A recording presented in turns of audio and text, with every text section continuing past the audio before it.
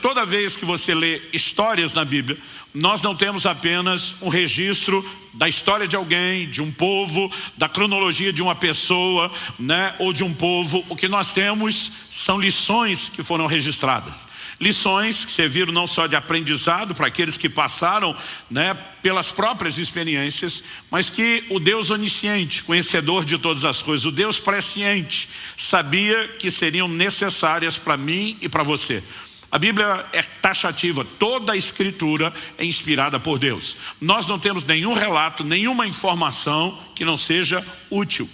E eu quero chamar a sua atenção para esse texto, que Deus tem chamado bastante a minha atenção ultimamente, porque nós temos uma pessoa, Agar, ela era serva de Abraão e de Sara. A Bíblia se refere a ela como egípcia, provavelmente passou, né, a estar servindo essa casa depois do tempo em que Abraão e Sara, né, na época ainda o nome de ambos não havia sido mudado, é por isso na leitura nós lemos Abrão e Sarai. Deus iria mudar o nome dos dois, mas ela possivelmente passa a ser, né, uma serva e uma escrava daquela casa a partir da passagem deles no Egito. Naquela época e cultura, escravos eram tratados de forma muito impessoal. Eles eram considerados, né, não objeto, porque eram seres vivos, mas propriedade. E nós precisamos entender como Deus trata de maneira pessoal com essa mulher.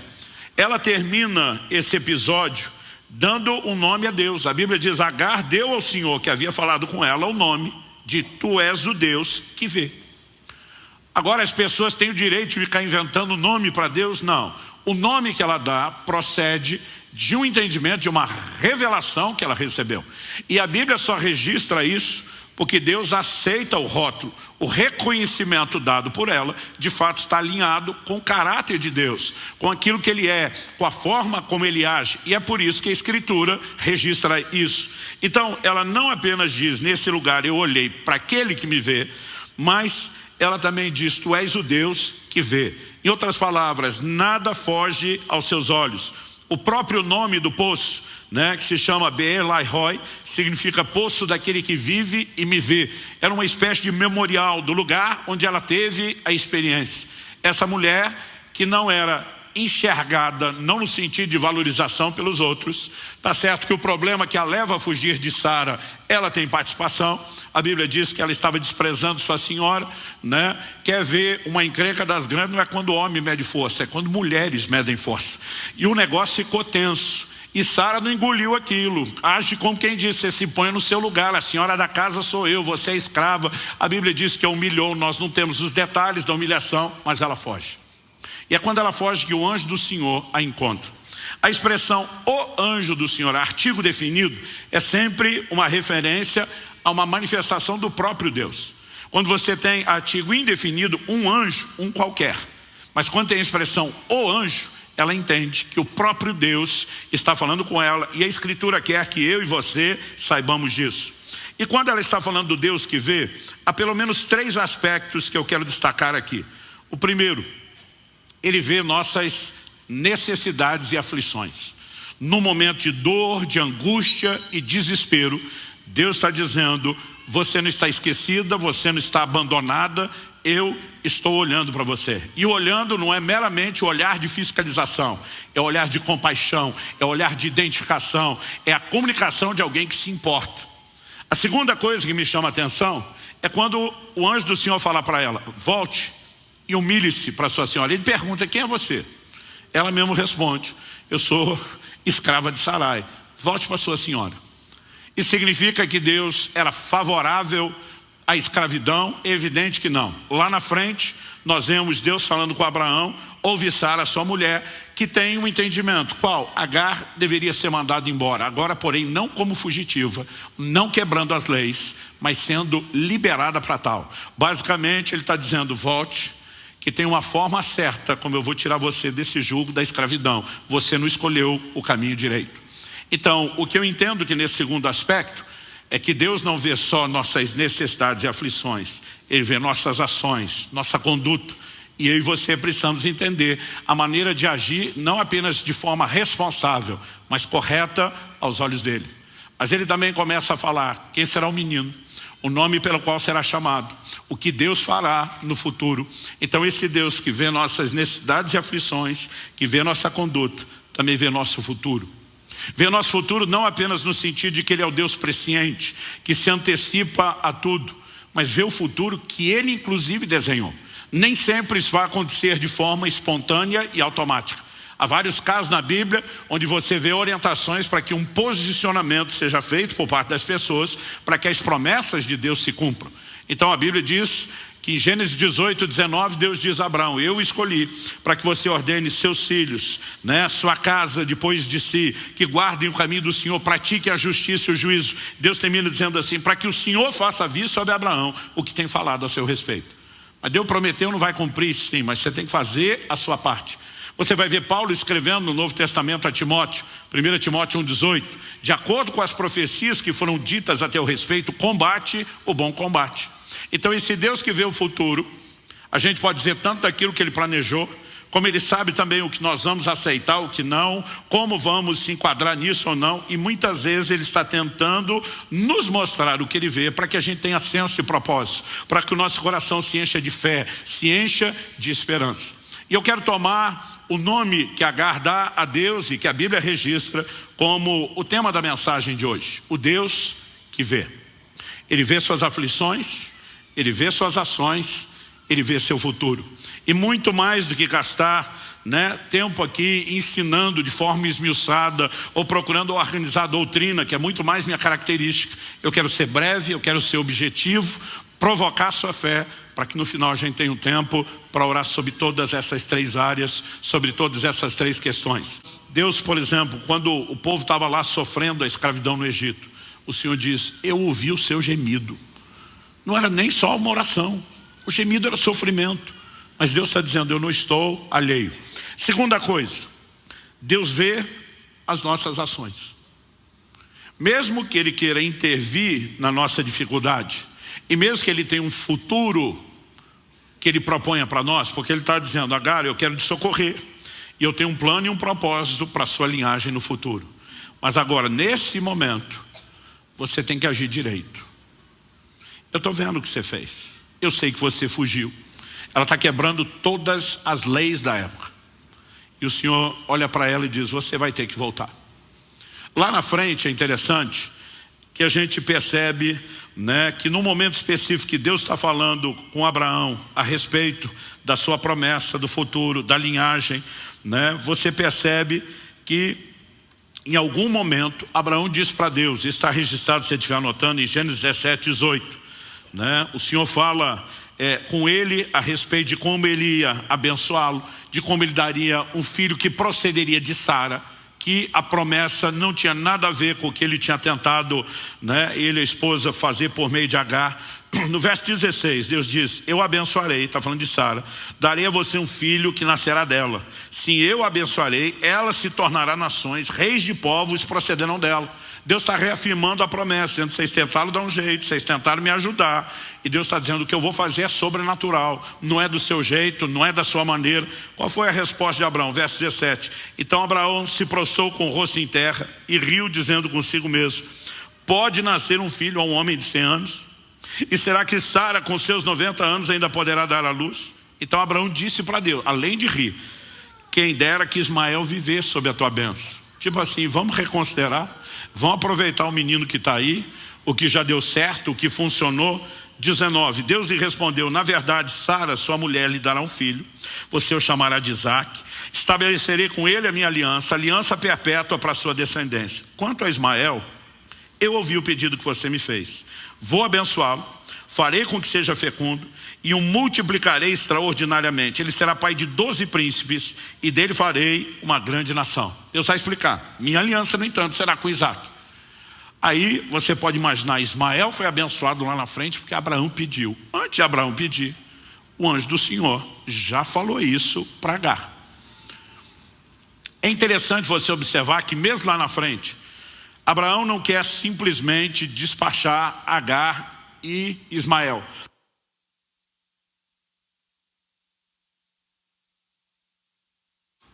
Não apenas Sara e Agar voltam a ter os seus problemas, mas agora a Bíblia nos mostra que há uma problemática acontecendo entre Ismael e Isaac. E Sara simplesmente procura Abraão e diz: dispensa, manda embora, liberta essa escrava, mas ela não fica mais conosco. O coração de Abraão fica pesaroso e Deus fala com ele: ouve Sara, sua mulher. Nesse momento, então sim, de forma legal, liberada, abençoada, não fugindo, não quebrando leis, ela simplesmente sairá. Mas no momento anterior, Deus está dizendo: eu estou vendo o que você está fazendo. Eu estou vendo que você está agindo de forma errada. Eu estou vendo que você não só está agindo de forma errada, mas na hora errada. Para que eu cumpra o que eu quero fazer no futuro, para que eu resolva os seus problemas do presente, você tem que mudar a sua conduta. Nesse momento você tem que voltar. Você tem que se humilhar. Sabe, tem muita gente querendo um futuro glorioso. Tem muita gente querendo ver Deus resolver problema, sem querer consertar a sua vida. E nós precisamos entender que essas coisas, elas acabam não sendo compatíveis. Você vai ver Jesus curando um determinado enfermo, o Evangelho de João nos relata, e na sequência dizendo para ele: vai e não peques mais, para que não te suceda coisa pior. Isso não significa que toda enfermidade seja consequência de pecado. Mas muitas vezes o pecado trará consequências e entre elas pode ser enfermidade. A gente não tem o direito de fazer a análise inversa. Que a análise inversa? Tem enfermidade, supor que é pecado. Mas a Bíblia mostra que muitas vezes o pecado pode conduzir à enfermidade. É só Deus que pode discernir e mapear isso. Nenhum de nós poderá. Mas naquele momento, e aliás, você vai ter textos como o de Tiago. Quando diz que nós vamos orar pelos enfermos, eles não só serão curados, mas os pecados serão perdoados. E muitas vezes há uma relação entre uma coisa e outra. Mas o mesmo Deus está dizendo: eu quero resolver a aflição, eu quero te dar um futuro glorioso. Ele está dizendo: você tem que arrumar a sua vida. Eu sempre repito essa frase: o princípio que você quebra vai quebrar você. E nós precisamos ter uma conduta correta.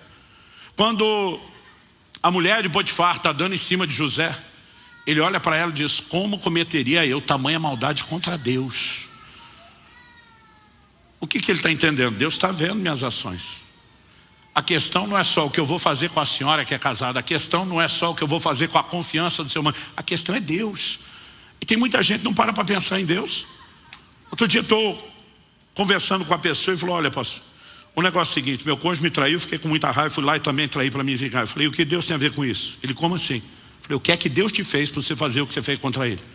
Não, eu fiz contra ela. Eu falei: não, você não fez só contra ela, você quebrou a sua aliança com ele. E o que é que ele te fez para você se vingar dele? Ah, não pensei em Deus. Eu falei: com certeza que não pensou, senão não tinha feito essa estupidez. E eu não entendo como as pessoas querem viver as intervenções de Deus, o futuro de Deus, sem lembrar que elas são responsáveis pelas suas ações e que Ele está vendo as suas ações. Quem está entendendo, diga amém. Aliás, Jó 34, 21 diz: os olhos de Deus estão sobre os caminhos do homem e veem todos os seus passos. Não há absolutamente nada que a gente faça que fuja aos olhos de Deus. Há muitos anos atrás preguei uma mensagem aqui questionando: quem é você quando ninguém está olhando? Que é uma definição de caráter. E esse Deus conhece o futuro. Ele tanto vai mostrar intenções que nós temos que cooperar, ele pode mostrar problemas que podem ser evitados. Então Daniel traz uma revelação para o Nabucodonosor: se você se orgulhar, se você se exaltar, Deus vai te abater e você vai se transformar num animal. Se você ler Daniel capítulo 4, ele não deu ouvidos à advertência. Ele podia ter alterado aquilo. Deus o julgou e o abateu, até que haja arrependimento e a história mude. Por outro lado, você vê Deus usando José para interpretar o sonho de Faraó. Porque Deus pode dar revelação para não crente, mas o não crente não tem a capacidade de discernimento. Então ele tem um sonho, assim como Nabucodonosor. Ambos os governantes receberam de Deus um sonho. Parece que Deus respeita a cadeia de comando, de autoridade aqui na terra, mas não tem discernimento. Ambos precisavam de profetas para interpretar. José chega com uma palavra de sabedoria. O que o rei sonhou, uma advertência de Deus: nós vamos ter 7 anos de provisão, depois 7 anos de fome. Se você não trabalhar com provisionamento, ninguém sobrevive na fome. Palavras de sabedoria são orientações que Deus dá para que a gente evite determinadas desgraças. Eu quero que a gente ore por 3 áreas. Primeira, nós falamos que Deus vê necessidades e aflições. Eu sinto que nós estamos num ambiente não só da ativação de fé, mas de resposta a orações de intervenção de Deus. Eu não vi ninguém empolgado. Eu vou falar de novo.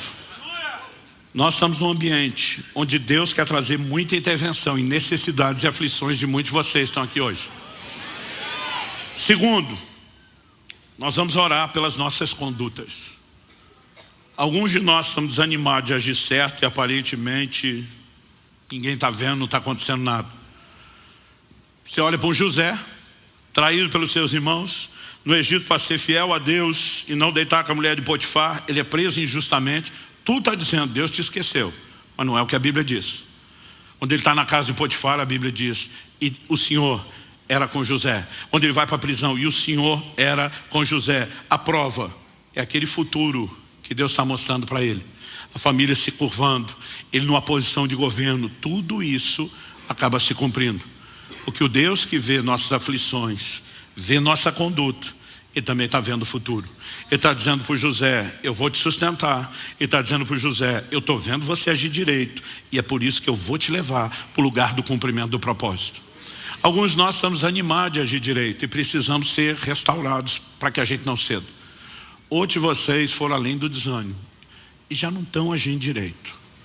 E Deus não te trouxe aqui para culpar ou condenar, mas Ele está te dando chance de arrumar. Porque se você não arruma agora, você estraga o que vem depois. O apóstolo Paulo escreve aos Coríntios e diz, por essa causa, há muitos fracos, doentes e gente que dorme, morreu prematuramente entre vocês. E diz, porque se nós julgássemos a nós mesmos, não seríamos julgados. Eu não me lembro se alguma vez nesses 19 anos de alcance, eu dei tanta ênfase da relação entre pecado e enfermidade como hoje. Porque tem pessoas que estão sofrendo a consequência de áreas que não estão consertando. E tem outras que ainda não estão colhendo o que estão plantando. Mas se não arrumarem, inevitavelmente vão colher. E Deus está nos dando uma oportunidade de arrependimento e conserto. Não estou chamando ninguém para tornar pública a sua vida. Mas diante daquele que tudo vê, nós temos uma oportunidade de arrependimento e conserto. E nós vamos orar pelo futuro. Não só para que Deus faça aquilo que Ele quer fazer, mas para que a gente consiga discernir e acompanhá-lo. Ele não faz questão de falar tudo de uma vez. Para mim tem sido uma jornada emocionante desde os 15 anos de idade. Como essa jornada? Deus fala para Abraão, vai para uma terra que eu te mostrarei. Para onde mesmo? Enquanto você está indo eu vou mostrando. A Bíblia diz, a vereda do justo é como a luz da aurora, vai brilhando mais e mais até ser dia perfeito. Ele mostra uma parte, sendo nela, daqui a pouco ele mostra outra etapa do plano, daqui a pouco outra. Eu acredito que nós nos tornaríamos muito autossuficientes se Ele mostrasse tudo de uma vez. E parece que o tempo todo Ele quer eu e você dependendo dEle. Eu olho para trás e vejo 3 décadas e meia de direção do Espírito Santo. Isso não me dá o direito de parar de depender dEle para as próximas etapas. Eu preciso estar orando pelo que vem. Eu preciso estar sensível ao que Deus quer fazer. Cada um de nós precisa. Há momentos onde Deus pode simplesmente ajustar o futuro e nos levar lá, só porque nós oramos nos entregando. Tiago diz, vocês que dizem hoje ou amanhã iremos a tal cidade, negociaremos, ganharemos dinheiro, deveriam primeiro dizer, se o Senhor quiser. Tem muita gente aceitando qualquer proposta só porque financeiramente é boa, sem perguntar para Deus o que Ele quer. Aí você vê um Elimeleque sai de Israel porque tem fome, crise, vão para Moabe, que lá a gente se garante. O cara morre ele, morre os filhos, Noemi volta, para não dizer sozinha, acompanhada de Ruth. Agora, você olha para Isaac, que no tempo da fome ele queria o Egito, Deus diz, fica aqui. Você vai colher 100 vezes mais. Sabe onde está a bênção de Deus? Ela não está nos ambientes favoráveis. Ela está no centro do propósito. Ela está no lugar da vontade de Deus. E para entender, a gente precisa de discernimento. E alguns de nós precisamos orar. Senhor, não nos deixe errar. Senhor, nos conduz, nos dê percepção. Eu sinto que essa é uma noite importante para orar por aquilo que vem. Não só para que Deus só dê destino. Alguns de nós vamos ter que ouvir, vamos ter que discernir. E nós precisamos orar por essas 3 áreas. Eu quero que você comece aí no seu lugar. Pedi para você ficar em pé, mas eu sempre reconheço, é mais hábito do que necessidade. Ora como você achar melhor. Em pé, sentado, de joelho, em voz alta, em voz baixa. Mas honestamente, às vezes eu gosto de brincar com essa expressão. Ore como se tudo dependesse desse momento de oração. Nós estamos num ambiente não só de dar resposta a Deus e a sua palavra, mas eu creio que nós estamos num ambiente céus proféticos, muito propício a intervenções. Eu quero que você comece a orar por isso. Nós também vamos orar por você. Mas eu não quero você esperando nossa oração e nem só ouvindo a nossa oração. Eu vou começar orando e na sequência eu quero que o pastor Marciano venha orar, abençoar a vida de vocês. Nós vamos clamar por rompimento. Mas eu espero que você saia daqui não só repetindo um discurso, mas acreditando. E não só com a boca cheia, mas com o coração também de convicção. Você possa sair desse lugar dizendo: Tu és o Deus que me vê. E que você possa falar para todo mundo sobre Deus como sendo Deus que te vê. Você não está esquecido, você não está ignorado, você não está fora do alcance da vista dele, nem tampouco fora dos planos dele. Não é só o amor dele para te socorrer, não é apenas a preocupação dele com a sua conduta. Ele tem projetos.